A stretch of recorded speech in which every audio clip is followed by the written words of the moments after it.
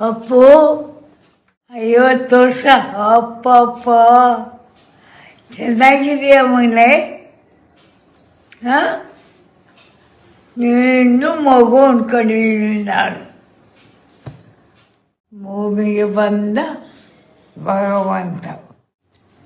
ಆಗ ಫಾರಿನರ್ಸೆಲ್ಲ ಬಂದು ತುಂಬ್ಕೊಂಬಿಟ್ರು. ಆ ಫೋಟೋಗಳು ತಗೊಂಡ್ರು, ಕಾಲು ನಮಸ್ಕಾರ ಮಾಡಿಕೊಂಡ್ರು.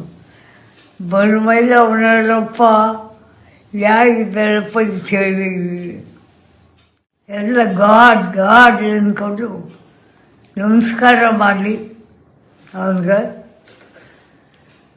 ಫೋಟೋ ತಗೊಂಡು ಎಷ್ಟು ತೆಗೆದ್ರು ಅಪ್ಪ.